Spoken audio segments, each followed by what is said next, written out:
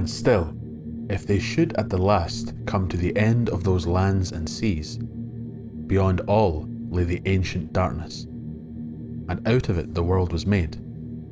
For darkness alone is worshipful, and the Lord thereof may yet make other worlds to be gifts to those that serve him, so that the increase of their power shall find no end.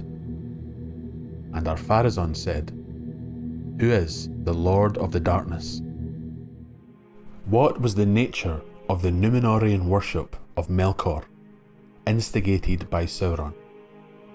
In the year 3262 of the Second Age, Sauron was taken as a prisoner to Númenor, and in 3 short years he is said to have positioned himself from prisoner to closest to the secret councils of King Ar-Pharazôn, the last king of Númenor. Sauron is said to have turned all but the faithful, those who didn't turn from Eru or the Valar, to Melkor worship, leading to their absolute corruption. In this video, I want to talk about Sauron's motives here, how he was able to corrupt the Númenóreans, and talk about the blasphemous worship of a Dark Lord that would later lead to the destruction of the Isle itself. First, I should explain the position Númenor was in before the arrival of Sauron. The Númenóreans were monotheists, with a single physical place of worship, the summit of the mountain Meneltarma, the Pillar of Heaven. Before their fall, you would find no building of worship or temple, even to Eru, as such things were associated with evil. But the Blessed Realm, home of the Valar and many elves, the Firstborn, both groups being immortal, lay to the west of the Isle. The Númenóreans, mortal men, were prohibited from sailing too close to it, the Blessed Realm being at this time accessible physically. For a time, the ban was honoured, and there was no animosity between the immortal elves of Valinor and the mortal men of Númenor. Elves from the west would on occasion visit, teaching their arts and sharing their knowledge. These interactions with elves of the Blessed Realm, the physical proximity to it, and the extended lifespan the men of the Isle had received as a blessing, led many to begin to crave more. Extended life was not enough. Why shouldn't they share in the gift of the elves? With extended lives, the men of Númenor grew in wealth and power, but begrudged the fact that all the wealth and power they had amassed would only be enjoyed temporarily, left to be taken by others, their existence becoming memory and then history. All of them would die, and jealousy arose. Just imagine, elves from the west arriving, speaking of meeting the father of your father's father, while seeming to have not aged a day since that initial meeting. The men of the Isle turned their attention from the west to the east, to the coasts of Middle-earth. There they lorded over its inhabitants, growing even greater in pride and power, until encountering Sauron.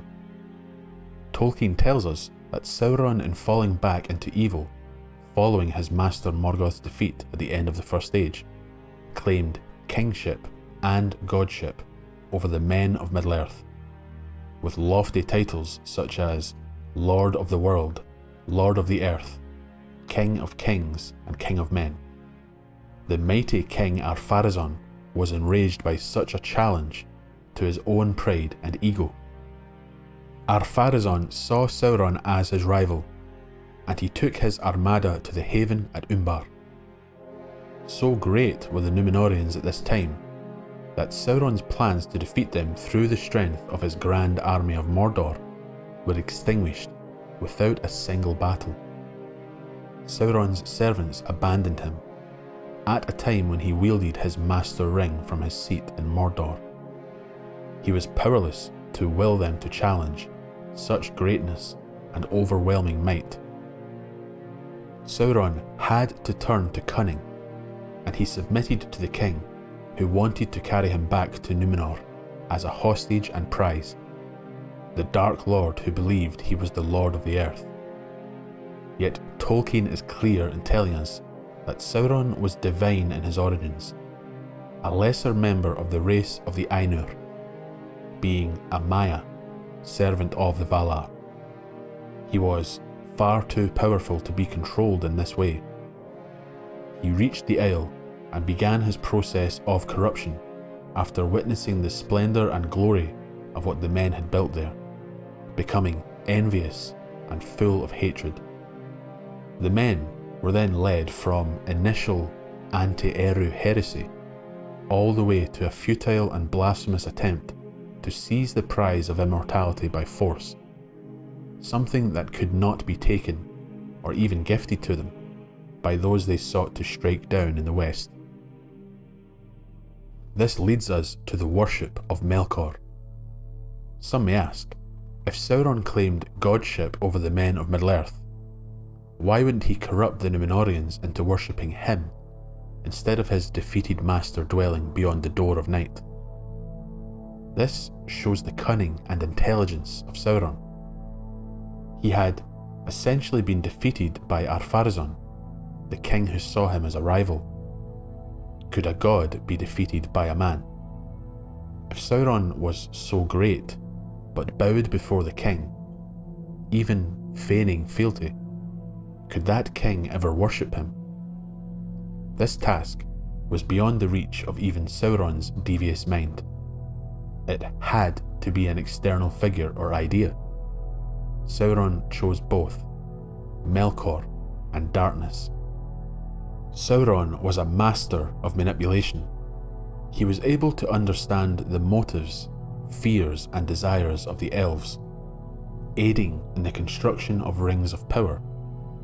He found their weak point, the healing of desolate lands following the stain left by Morgoth on the world, offering to aid them in making the west of Middle-earth as beautiful as Valinor across the sea. This veiled attack on the Valar was an incitement to try and create an independent paradise. The rings were then objects to halt decay and change, preserving what is desired or loved. Sauron twisting the elvish motives into something susceptible to corruption and evil to fulfill his own designs. This is what he achieved later with the race of men on Númenor. He understood their fears about death, the unknown, the jealousy some held over the immortality of others. He was then able to push them further down that path. He wanted this great empire to fall, and all those within it who had challenged his own. To control them, he first had to turn them away from those figures greater than himself, the Valar and Eru.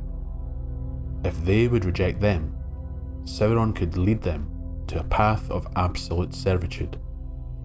Knowing how to appeal to the king, Sauron spoke of lands in the east and west unconquered, lands they could claim, wealth they could gather, and in taking those lands they would eventually reach the end of land and sea, to the ancient darkness whence the world was created. There dwelt a lord of darkness, who had the power to make other worlds, gifting them to those who would serve him, offering endless power and potential, appealing directly to proud men, never having that hunger for more power satiated. Sauron was of course lying, and he ensnared the king further by speaking of the Valar, figures no longer held in reverence by the rulers of the Isle, as deceitful overlords, creating the concept of Eru Ilúvatar to keep great men like the Númenóreans in servitude. They speak for this phantom Eru, but it is their will that has kept men back. They have a true master, Melkor, one who will lead them to glory, helping them in becoming stronger than the powers of the West, men inheriting the world from those clinging onto authority they should no longer have. Melkor worship is the worship of the ancient darkness, untapped potential, unlimited growth and authority, a corrupted version of the inheritance due to men, the world itself becoming theirs to care for, or in this case, lord over. Melkor, the Lord of the Dark, has the power to reverse what was once welcomed as the gift of men, now thought of as a curse, the doom of men. With such men in power craving immortality, Melkor worship would lead to that gift given to elves being gifted to men. All of Sauron's lies pushing those in power away from the Valar and Eru. A turning point coming when the white tree Nimloth was felled, brought to the isle by the elves of Tol Eressëa, a symbol of their friendship. The fires fueling the creation of a religion worshipping the dispossessed eldest of the Valar, what Tolkien describes as a Satanist religion. A temple was constructed, and black smoke filled the air, passing into the west, leading to human sacrifice. What would this achieve for Sauron? Sauron's cunning motive throughout much of his time in Middle-earth was to wean the god-fearing from their allegiance towards an unseen object of allegiance with the hope of benefits, all to propound him to a lord who can then sanction what he desires. Unlike Melkor, Sauron would have been content for the Númenóreans to survive his corruption, no matter how much he hated them. So they would become his own subjects, even through the worship of an external force or idea. Becoming a priest of this new religion, he had now taken his place as the greatest of advisors, while wielding control and power. Those faithful to the Valar and Eru were targeted for sacrifice, an offering to Melkor and the darkness, and an added insult to the powers dwelling in the west.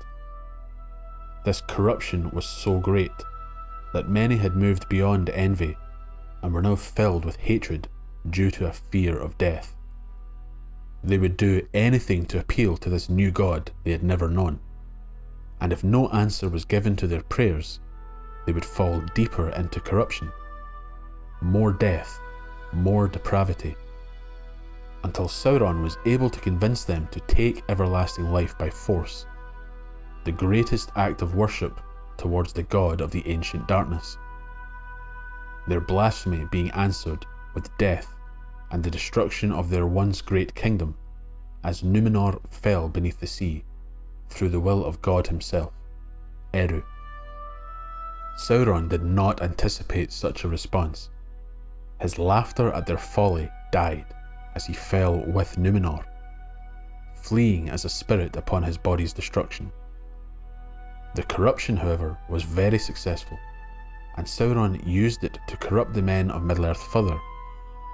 From a representative of Morgoth in the Second Age, he would later claim he was Morgoth returned, forcing allegiance and admiration through fear. Melkor worship becoming another name for Sauron worship. No longer just a king of kings, he was a god, and men of the east and south would be dominated. Instead of a hatred of Eru, they would share in a hatred of the free folk of Middle-earth in the north and west. Temples were built, wars were fought, children were born into a world where Sauron was their lord, his will absolute, able to reward and punish. He would be worshipped, dissenters sacrificed to the true god of the ancient darkness, Melkor, now dwelling in the dark land of Mordor as Sauron.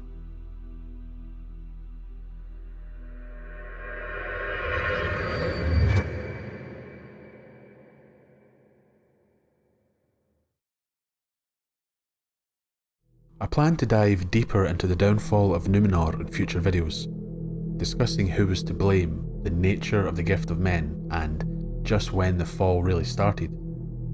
But if you are new to this channel, I hope you will consider subscribing, because after almost a year and 50 videos, I am still a tiny wee channel, and I know there are more people out there who might like this type of content. Leave your thoughts on this video or ideas for future content in the comments. I do read all of them. Thanks for watching.